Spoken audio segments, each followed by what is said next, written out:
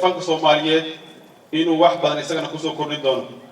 munaasabadan ayaa waxaa lagu soo dhaweynayay wasiirka wasaaradda warfaafinta dhaqanka iyo dalxiiska maareeyaha golaha murtida iyo wacyigelinta waxaana ka soo qayb galay mas'uuliyiin ka tirsan aqalka sare maamulka gobolka Banaadir taliyaha ciidanka asluubta madaxda maxkamadda ciidamada مسؤولين صحفيين iyo marti sharaf kale ee lagu casuumay munaasabadaasi kooxda qaranka ee waabari ayaa xafladda ku soo bandhigtay heeso ka turjumayay wadaniyada iyo nabadda ayadoona kooxda ay ka dhex muuqatay fanaanada qaran Faaduma Cali Nagruma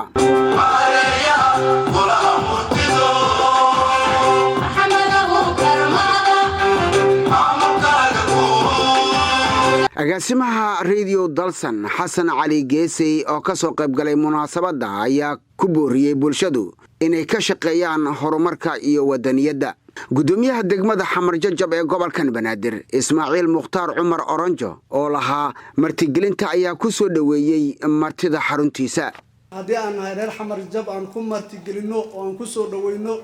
degmada Xamar Jajab farxadan aan la qaybsano wasiirka wasaaradda warfaafinta dhaqanka iyo dalxiiska iyo maareeyaha golaha murtida madadaalada oo aan soo dhaweyn aan loo kala harin ay u sameeyeen shaqaalaha wasaaradda warfaafinta degmada Xamar Jabna ay qaadatay inay gogoshii ay fidiso maadaama xubin ka tirsanaa wasaaradda oo gudoomiyaha gobolka u soo magacaabay degmada Xamar Jab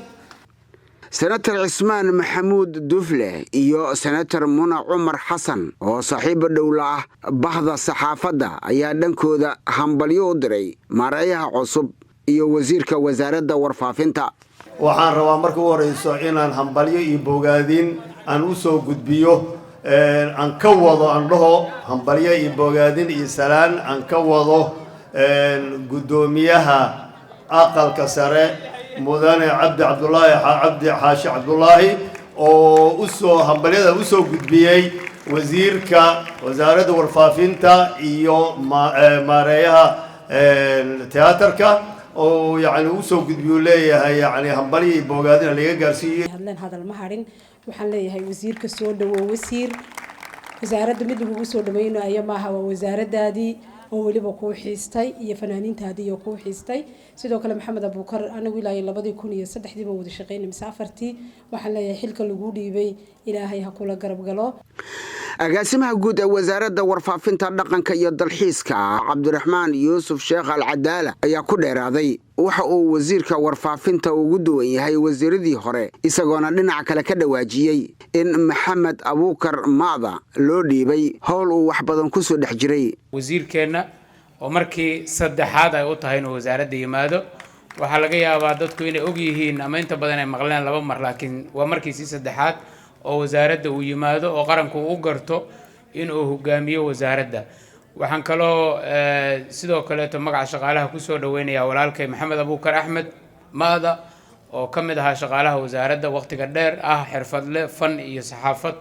labadaba muxuu ahaa takhasus ku leh taliyaha ciidanka asluubta Soomaaliyeed sareeyo guuto Bashiir Maxamed Jaamac bogaadin kadib wuxuu maareeyaha gooraha murtida iyo wacyigelinta u ballan qaaday wada shaqeyn dhow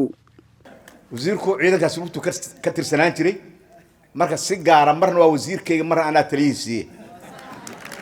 marka taasna macna gaar ah iyo saaxiib ay leedahay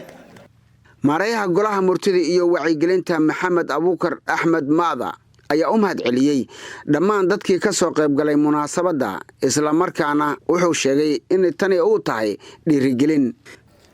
waxaan u mahad celinayaa dhammaan intii soo abaabushay munaasabadan qiimaha qaayaha leh oo ugu horeeyo saaxiibkay Ismaaciil Cumar Mukhtaar Oranjo iyo saaxiibadii kale saxaafadda caawo dhan aad arkayseen iyagoo hadba dhinaca ordaayo iyo dhammaan hawlada waabari